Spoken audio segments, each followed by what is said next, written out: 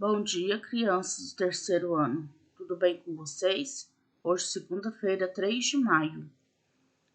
Amanhã vocês podem buscar atividade na escola. Quem tem internet fraca, às vezes não consegue acompanhar toda a aula pela internet. Amanhã tem atividade para buscar na escola. O terceiro ano, o dia de buscar atividade na escola é amanhã. A primeira atividade é de língua portuguesa, é sobre translineação. Como assim? Por exemplo, quando você está escrevendo um texto e você acaba a primeira linha e tem que passar para a linha de baixo, você tem que fazer a separação da sílaba corretamente. Eu não posso, por exemplo, eu quero escrever a palavra passar na primeira linha e ela não cabe toda na primeira linha. Eu não posso, por exemplo, escrever até o A e colocar o R aqui, é errado. Eu tenho que colocar paz, tracinho e o SAR na outra linha. Tem que fazer a separação silábica de forma correta. Eu não posso colocar só o P aqui na primeira linha e o restante da palavra na outra linha.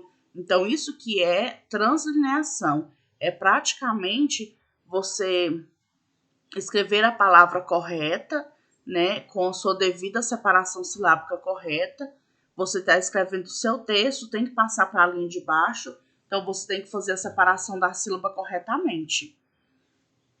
Por exemplo, se eu quisesse escrever português, igual tá aqui, aí não coube, cabe só até o T. Eu não posso colocar o guesa na outra linha. Ou eu escrevo tu, tracinho, guesa na outra linha, ou eu escrevo só até o por. Por, tracinho, tuguesa na outra linha. Entenderam? Porque senão o seu texto fica errado. Numa prova de Enem, numa prova de vestibular, numa redação, aí que você for fazer quando você tiver maior para um concurso, você vai perder nota. Então, é essa atividade de língua portuguesa. Quando escrevemos, muitas vezes necessitamos dividir uma palavra e passar para a linha seguinte, a parte da palavra que não coube na linha anterior. Para isso, dividimos a palavra em sílabas. A translineação. Para fazer a translineação, existem algumas regras. Aqui estão algumas regrinhas, mas essas regrinhas vocês já estão acostumados. Porque é praticamente a separação de sílabas que a gente aprendeu e faz várias vezes. A palavra é tradução, se você for escrever, olha o jeito que se separa a tradução. Então, você teria que escrever a palavra tradução, o tra na primeira linha e o do são na linha de baixo. Ou o tradu na primeira linha e o são na linha de baixo. Não pode ir só uma vogal ou só uma consoante, não. É do jeito que se separa a sílaba. As palavras que tem RR e SS, Eu quero escrever a palavra passar. Então, só tem um espacinho ainda para acabar a linha. Eu escrevo paz, tracinho, sar na outra linha. Eu não posso escrever só o AR, o paz, e colocar o AR na outra linha, não, que fica errado. Essas palavras que tem CH, LH, NH, BL, CL, FL, todas essas consoantes não se separam. Na hora que você for começar a escrever a palavra numa linha, não couber e passar para a linha de baixo. Não se separa. Então, é como se fosse separar a sílaba mesmo, de forma correta. E aqui você tem algumas palavras para você separar as sílabas, Já está aqui no quadro. Por exemplo, arrendar. A, tracinho. Tá vendo que a palavra tem RR? Então tem que separar, Até na translineação, se você fosse escrever essa palavra arrendar e ela não coubesse toda numa linha, então você teria que escrever o ar, tracinho, rendar embaixo. Ou, por exemplo, arrendar. Então, você teria que escrever arren, até o N aqui, tracinho, dar embaixo.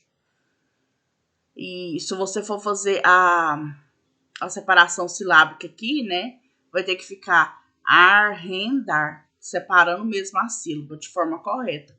Porque é assim que você teria que fazer se você fosse escrever a palavra numa linha inteira e não coubesse, teria que passar para a linha de baixo. Tá bom? E eu vou passar a correção para vocês, para ver como fica. Essa daqui é a atividade de história, ela também estará xerocada. Complete as palavras com complete as frases com as palavras abaixo. É sobre a história de Anápolis novamente, porque esse bimestre nós estamos estudando a história de Anápolis, né? Então, vocês vão ver muitas questões com a história de Anápolis, sim. As palavras são cidade, beleza, pontos turísticos, fotos, detalhes, antigas, histórico, moradores, lugares. Então, essa primeira parte aqui. Os pontos turísticos são lugares de uma cidade que, por seus aspectos de beleza, valor histórico, são visitados por pessoas de diversos lugares ou pelos próprios moradores. A frase de baixo. Quando visitamos construções antigas, descobrimos detalhes que não encontramos nas fotos.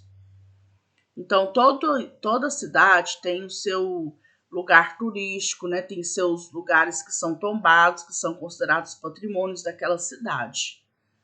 E a nossa cidade não é diferente.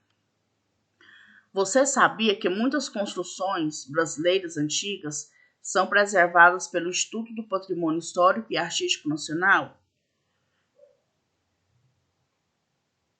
Elas são protegidas por esse instituto como bem patrimonial, pois retratam parte da história do Brasil. Olha aqui no Brasil, tem o Cristo Redentor, né, que é considerado patrimônio histórico. Aqui é a Casa de Arte Oswaldo Verano, né, aqui em Anápolis é considerado patrimônio histórico. E aqui a estação ferroviária é José Fernandes Valente. Eu separei um texto para ler com vocês, para mostrar para vocês o que é patrimônio histórico, o que é considerado patrimônio histórico da nossa cidade. Ao se falar em patrimônio histórico reconhecido de fato, que conta a Constituição da Lei do Tombamento, Anápolis possui apenas o Museu Histórico Alderico Borges de Carvalho, o edifício que hoje funciona a Diretoria de Cultura, local onde foi a Prefeitura, e o Fórum de Anápolis, localizado na Praça Bom Jesus. Vocês já foram lá na Praça Bom Jesus? Não tem um prédio lá? Hoje lá é o museu, né, a diretoria da Secretaria de Cultura. Mas lá já foi a Prefeitura, já foi o Fórum. E lá é considerado como patrimônio histórico da nossa cidade. A estação ferroviária é Prefeito José Fernandes Valente, onde fica ali o terminal, já foi até restaurada. O prédio da Escola de Artes Oswaldo Verano, né, que é aquela foto lá que eu mostrei para vocês. A Escola Estadual Antecina Santana também é considerado patrimônio histórico de Anápolis. O prédio do Colégio Couto Magalhães, o Mercado Municipal, a Casa JK e a Fonte Luminosa da Praça Bom Jesus. Até a fonte, gente, é considerado patrimônio histórico da nossa cidade. O coreto da Praça James Funston, vocês sabem ali o Hospital Evangélico? Não tem uma pracinha lá de frente? E lá de frente tem um coreto, né? Aquele coreto lá é considerado patrimônio também histórico de Anápolis. A maioria situados no centro pioneiro da cidade. Além disso, não sendo tombados, destacam-se a Estação Engenheiro Castilho e a Estação General Curado, como representativos da história local e da arquitetura ferroviária no Brasil. Então, esses aqui são os nossos patrimônios, né, da cidade de Anápolis. Voltando aqui para nossa atividade. Então, aqui, ó, é aquela escola de arte, né, Oswaldo Verano. Fica ali na Avenida Goiás. Depois você vai pesquisar o que significa IFAM e liste todos os patrimônios de Anápolis, né? Eu vou deixar a correção aqui também. E na parte de matemática, no livro, eu vou explicar lá no livro. Parte xerocada é só essas duas aqui.